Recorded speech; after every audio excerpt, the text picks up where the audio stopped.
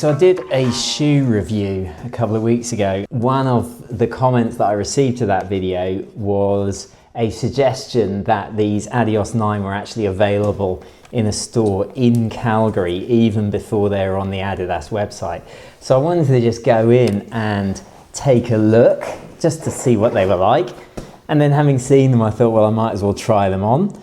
So whoever commented on that, and you know who you are, you now owe me $170. I couldn't help myself. So when I went into the store and I bought these, I was with my daughter and I opened them up and I started putting them on. And I said, what do you think of these? And she said, Dad, you've got exactly the same pair of shoes as that. I said, no, I haven't. These are the Adios 9. They've barely even been released. She said, you've got exactly the same pair. And then I realized what she was talking about. The Evo SL. I mean, come on, sweetheart. They're completely different stack height. How anyone could confuse that shoe with that shoe, I've no idea. I mean, kids nowadays, like, it's crazy. Like, completely different shoes. Now, of course, the Adios 9 is replacing the Adios 8.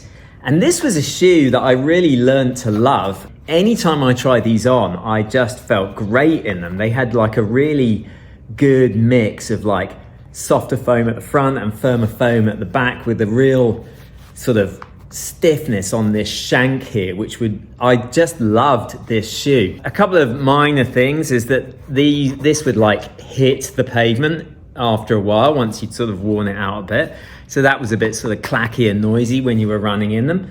But I love this shoe. Now, the interesting thing is that the new version, the Adios 9, is 220 something, and this is 180. So the difference in weight is insane. And this wasn't a heavy shoe, but this really is significantly lighter. And now I've always been a fan of the Adios lineup. I've got some more down here. What was this, the 5? Something like that. Looking massively dated at the minute, but this was a much heavier shoe than the others. I didn't really get on with this one as much as I did with some of the others in the lineup, but this was like the 5 or something like that. And then, can't believe it, this should be in a museum, the OG. This is the original Adios shoe. This is one I think Gabriel Selassie broke the world record in Berlin. This has seen better days. This is one that, I mean, back in the day when you ran in these shoes, people would literally shout at you, nice shoes, or, oh, like your yellow shoes, or things like that. This was the first shoe that was anything other than black or white, as far as I can remember. And so it really stood out. I mean, nowadays you've got all different types of colors, but this one, people would literally comment on your shoes before anything else when you were racing in them.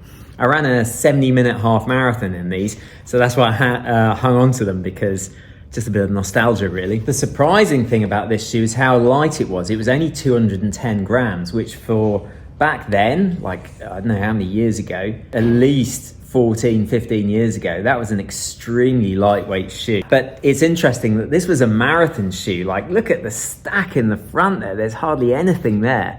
And even in the back, we used to race marathons in these. If someone suggested you raced a marathon in this, which is a higher stack height, you'd think they were crazy nowadays. So it just shows how far we've come.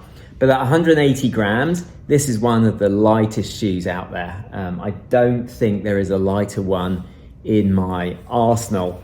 Even the Metaspeed Sky is a little bit heavier than this. So this is going to be a very specific type of shoe for a very specific reason. And I'm doing a pretty straightforward treadmill session today, so I thought I'd try them out on the treadmill. They are absolutely beautiful. I went true to size, and that's great. I'm a US size 10, and they are definitely the right size for me. 9. I did try on the 9.5, and they were definitely too small. The feel of the upper when you put them on is amazing, and I've got to say, these feel just like an old school racer, and I'm really excited to give these a go.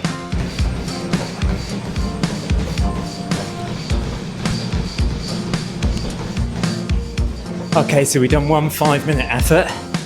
I've got to say, I'm liking the shoes. The Adios 9, they're like a proper old school trainer. So if you miss that feel, this might be the one for you. They're a bit firmer than the Streakfly version 1, which I appreciate actually. I just feel like they're a real return to the old school, and I'm a fan. That's it. The shoes, I am a fan. I think I prefer them to the Streakfly already. We've only done 6 miles in them, but they are just a fun, super lightweight, old school trainer. Nice one, Adidas. Appreciate what you're doing. Overall, really pleased I bought this shoe, even though it apparently looks exactly like the Evo SL. I'm really excited to try it out and put some miles in it. I think it's going to be a great shoe for doing hill sessions or speed work on the track or treadmill runs, and I think it's going to have a decent level of versatility, and it doesn't hurt that you could walk around in it and it actually looks like a decent shoe. I did try walking around a bit in this one, in the Evo SL, and towards the end of the day it just felt massively unstable and really wobbly, so I wouldn't recommend. It's interesting that we now have running shoes that you can't walk around in, but I wouldn't recommend walking around in this. Whereas this one, if I was going on holiday somewhere, I think this would just be a really good shoe for just kicking around the resort and going on like shorter runs. Yeah, excited by this shoe and excited to give it some real miles. So thanks for watching. Don't forget to subscribe. Please mash that like button, and I'll see you very soon.